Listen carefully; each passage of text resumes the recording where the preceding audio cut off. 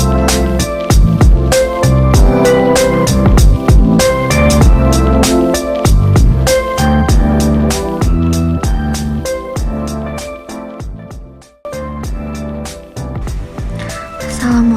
warahmatullahi wabarakatuh. Perkenalkan, nama saya Neva Repilda. Di video kali ini membahas tentang identifikasi bahaya dan penilaian risiko kebakaran di paviliun dan ruang genset Rumah Sakit Yosudarso Padang. Di seberang jalan, tepat di depan paviliun Rumah Sakit Yosudarso Padang, terdapat ruangan genset menghadap ke paviliun.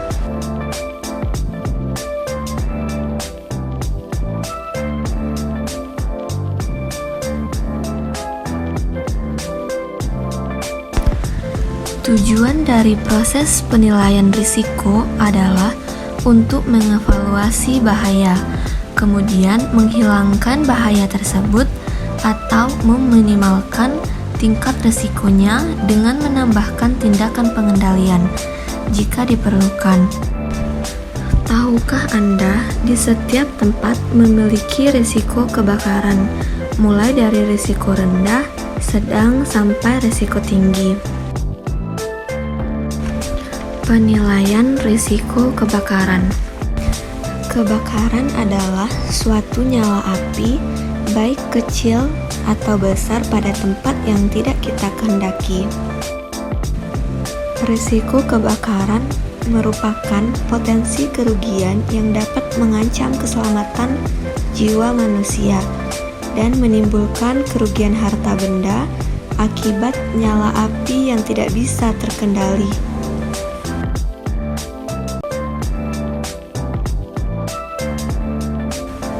Penilaian risiko kebakaran terdiri dari 3 tahap.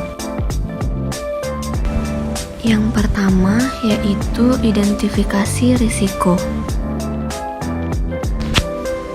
Berikut video lokasi paviliun dan ruangan genset yang ada di Rumah Sakit Yosudarso Padang.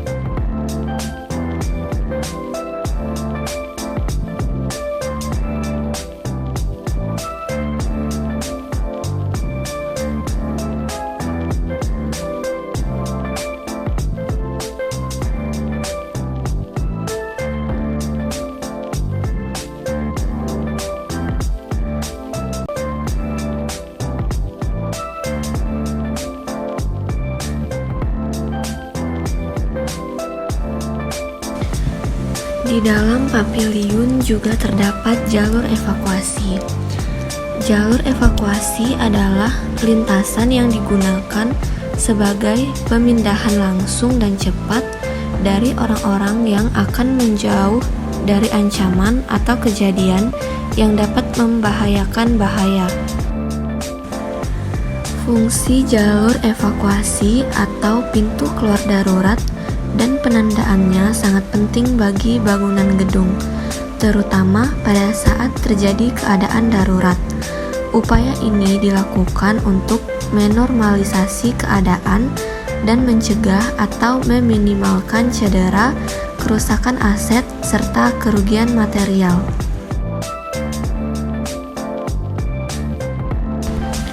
Yang kedua yaitu analisis risiko.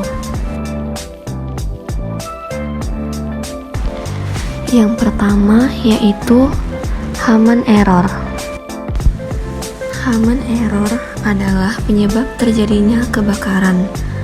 Bencana kebakaran yang terjadi di gedung perkantoran maupun di rumah sakit dapat terjadi karena beberapa faktor. Faktor utama yang seringkali menjadi penyebab terjadinya kebakaran adalah faktor kelalaian atau human error. Kelalaian memang sifat dasar manusia yang tidak bisa dicegah namun dapat diminimalisir. Yang kedua, bahan mudah terbakar. Faktor lainnya yang menjadi penyebab terjadinya kebakaran adalah adanya bahan-bahan yang mudah terbakar di sekitar api menyala. Jika bahan mudah terbakar seperti kertas, kardus, dan cairan kimia lainnya tidak dibuang secara teratur, maka meningkatkan potensi bahaya terjadinya kebakaran. Yang ketiga yaitu peralatan listrik. Kebakaran yang disebabkan oleh peralatan listrik adalah salah satu jenis penyebab kebakaran paling umum di rumah sakit. Beberapa peralatan listrik dan mesin, seperti mesin genset yang terdapat di rumah sakit, memiliki potensi besar menyebabkan terjadinya kebakaran. Untuk menghindarinya, pastikan bahwa Anda selalu mencabut peralatan listrik yang digunakan.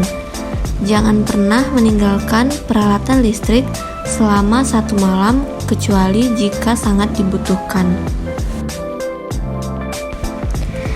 Yang keempat yaitu rokok.